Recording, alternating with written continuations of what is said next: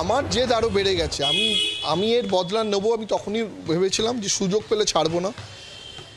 সব পাওয়ার এগেন্সে যে financial case করছি এগুলো কিন্তু কোনো মানে ড্রামাটিক ব্যাপার না। আমি কিন্তু সত্যি করে হাইকোর্টে এই বুধবারের মধ্যে সব রেডি হচ্ছে। রাজ্যে পালাবদলের পর আমরা দেখছি অনেকে মুখ খুলছেন। এবার মুখ খুললেন মেসির অনুষ্ঠানের আয়োজক শতদ্রু দত্ত। জি 24 ঘন্টায় একেবারে খোলাখুলি তিনি জানালেন মেসি কাণ্ডের বৃত্তান্ত। অরূপ বিশ্বাসের বিরুদ্ধে বুধবার 100 কোটি টাকার মানহানির মামলা দায়ের করবেন বলে তিনি জানিয়েছেন। সেদিন যারা কাঁদতে কাঁদতে বাড়ি গিয়েছেন, মানহানির মামলায় জিতলে ওই টাকা তাঁদের দেওয়া হবে। জি 24 ঘন্টা একেবারে এক্সক্লুসিভ শতদ্রু দত্ত। রাজ্যে পালা বদলের পর মুখ খুললেন মেসির অনুষ্ঠানের আয়োজক শতদ্রু দত্ত। জি 24 ঘন্টায় খোলাখুলি জানালেন তিনি মেসি কাণ্ডের বৃত্তান্ত। সরাসরি চলে যাই, দেবাঞ্জন বন্দ্যোপাধ্যায় আমাদের প্রতিনিধি আমাদের সঙ্গে রয়েছেন, আরো বিস্তারিত আমাদের জানাবেন। দেবাঞ্জন, শতদ্রু দত্ত মেসি অনুষ্ঠানে ওই ম্যাসাকারের পর শতদ্রুর দিকে বহু আঙুল উঠেছে এবং সে জেলও খেটেছে, জেলেও সে বহুদিন ছিল। তারপরও এই যে কামব্যাক করতে চাইছে শতদ্রু, এবং তার পাশাপাশি সে বলেছে যে 100 কোটি টাকার মানহানির মামলা তিনি করবেন, এমনটাও তিনি জানিয়েছেন। আর কি বললেন একেবারে জি 24 ঘন্টা এক্সক্লুসিভলি শতদ্রু দত্ত?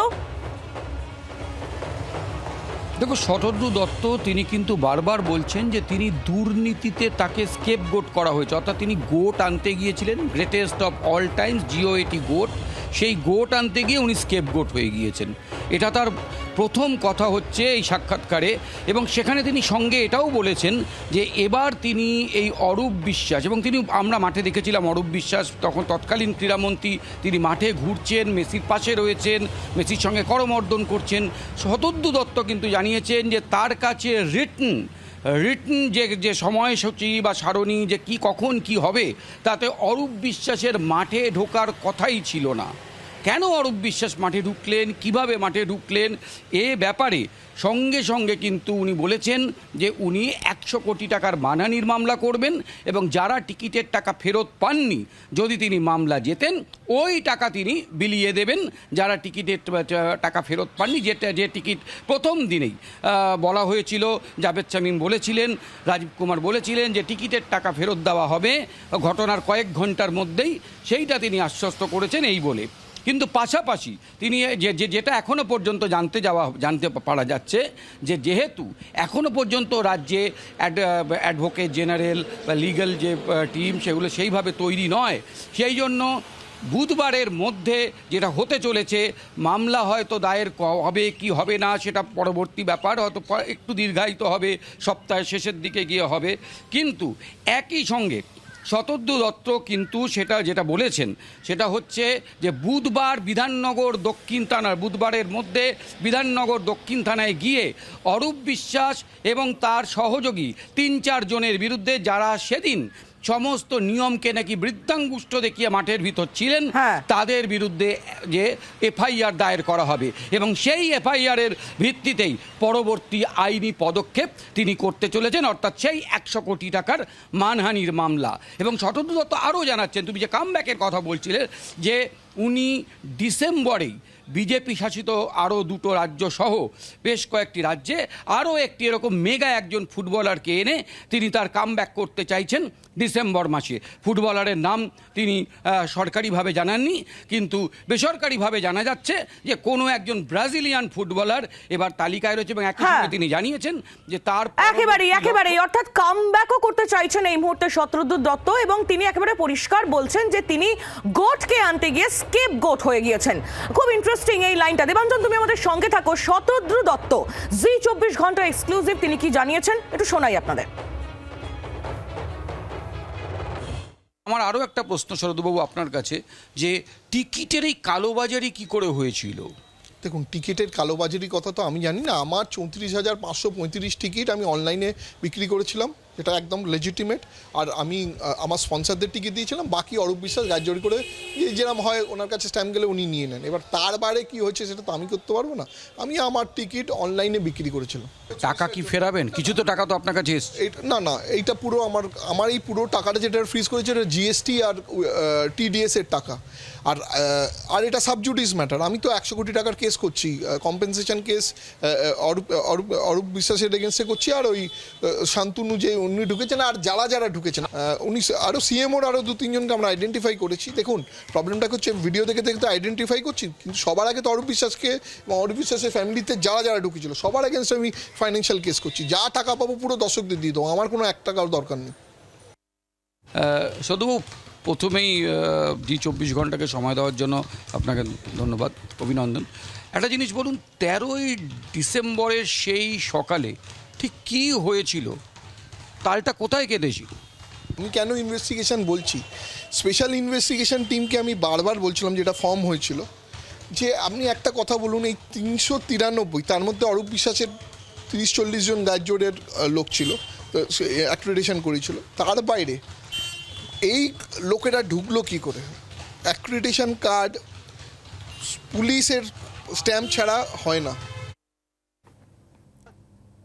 শতদ্রু দত্ত তার বক্তব্য আমরা শুনছিলাম। রাজ্যে পালা বদলের পর মুখ খুলেছেন মেসির অনুষ্ঠানের আয়োজক শতদ্রু। জি24 ঘন্টায় তিনি একেবারে খোলাখুলি জানালেন মেসি কাণ্ডের বৃত্তান্ত। আপনাদের সামনে তুলে ধরলাম সেই বক্তব্য। অরূপ বিশ্বাস রাজ্যের তৎকালীন ক্রীড়া মন্ত্রী, তার বিরুদ্ধে বুধবার 100 কোটি টাকার মানহানির মামলা দায়ের করতে চলেছেন শতদ্রু। সেদিন অর্থাৎ যেদিন মেসি কলকাতায় এসেছিলেন সেদিন যাঁরা কাঁদতে কাঁদতে বাড়ি গিয়েছেন, মানহানির মামলায় জিতলে ওই টাকা তাদের দেওয়া হবে। যেমনটা পুলিশের তরফ থেকে এই ঘটনা ঘটার পর, যুবভারতী বিশৃঙ্খলার পর জানানো হয়েছিল যে টিকিটের টাকা ফেরত দেওয়া হবে, সেই বক্তব্যই এবার শোনা গেল শতদ্রু দত্তর মুখে। জি24 ঘন্টা একেবারে এক্সক্লুসিভ শতদ্রু দত্ত। এই শতদ্রু দত্ত তার যে আয়োজন, সেই আয়োজনেই মেসি তিনি ভারতে এসেছিলেন। কলকাতা সহ তার একাধিক রাজ্যে ট্যুর ছিল, গোট ট্যুর। কলকাতায় প্রথম ট্যুর, এবং সেই দিনই একেবারে মারাত্মকভাবেই বিশৃঙ্খলা যুব ভারতীতে, এবং তার সেই জল অনেক দূর গড়িয়েছে। রাজ্যে পালা বদল হয়েছে। শতদ্রু দত্ত আরও কি বলছেন শুনেনি। আমার জেদ আরও বেড়ে গেছে। আমি এর বদলা নেবো। আমি তখনই ভেবেছিলাম যে সুযোগ পেলে ছাড়বো না। সব পাওয়ার এগেন্সি যে ফাইন্যান্সিয়াল কেস করছি এগুলো কিন্তু কোনো মানে ড্রামাটিক ব্যাপার না। আমি কিন্তু সত্যি করে হাইকোর্টে এই বুধবারের মধ্যে সব রেডি হচ্ছে। বুধবারের মধ্যে সমস্ত কিছু আয়োজন তিনি সেরে ফেলতে চাইছেন, এমনটাই তিনি জানালেন। বুধবার অরূপ বিশ্বাস রাজ্যের তৎকালীন ক্রীড়ামন্ত্রী, তার বিরুদ্ধে 100 কোটি টাকার মানহানির মামলা দায়ের করতে চলেছেন শতদ্রু দত্ত, এমনটাই একেবারে জি24 ঘন্টায় খোলাখুলি তিনি জানালেন। আমরা কথা বলবো বঙ্গ বিজেপির প্রধান মুখপাত্র দেবজিৎ সরকার এই মুহূর্তে রয়েছেন আমাদের সঙ্গে টেলিফোন লাইনে। দেবজিৎ বাবু, শতদ্রু দত্ত তিনি বলছেন যে অরূপ বিশ্বাসের বিরুদ্ধে তিনি বুধবার 100 কোটি টাকার মানহানির মামলা দায়ের করতে চলেছেন, এবং মানহানির মামলা জিতলে সেই টাকা যারা টিকিট কেটে সেদিন যুবভারতীতে গিয়েছিল তাদের সেই টাকা তিনি ফেরত দেবেন, এমনটাই তিনি জানাচ্ছেন। কি বলবেন? মেসি কাণ্ড নিয়ে যে মেটাকার হয়েছিল কলকাতার মানুষরা ভুলে যাননি, এবং পশ্চিমবঙ্গের ইতিহাসে এটা একটা দগদগে ঘায়ের মতন সারা জীবন মানুষ মনে রাখবে। ঠিক কি কারণে হয়েছিল, কেন হয়েছিল ইত্যাদি, কে কার বিরুদ্ধে মানহানি করবেন, মামলা করবেন, অধিকার আছে, কোর্টে চলে যান। কিন্তু কারা এর পেছনে ছিলেন, কার অনুপ্রেরণা হয়েছে, মানুষ এখন অনুপ্রেরণা কে দিয়েছিলেন সেটা জানেন। কিন্তু সেই সব লোকেদের আইন আমলে আসতে হবে। বিভিন্ন সময় বিভিন্ন বিধায়ক কিংবা মন্ত্রী কিংবা আমলাদের প্রচুর বাড়ির লোককে দেখা গেছে তাকে ঘিরে থাকতে, ওই প্রথিতযশা ফুটবলারকে ঘিরে থাকতে, কিন্তু কিংবদন্তিকে দেখানোর নাম করে যারা লাখ লাখ টাকা তুলেছিল তাদের কি হয়েছে সেটাও মানুষ দেখছেন, এবং সেগুলো আইন অনুযায়ী বিচার হবে। দেবজিৎ বাবু ধন্যবাদ। দেবজিৎ সরকার বঙ্গ বিজেপির প্রধান মুখপাত্র ছিলেন আমাদের সঙ্গে টেলিফোন লাইনে। বাংলার আওয়াজ, বাঙালির আবেগ, জি24 ঘন্টা।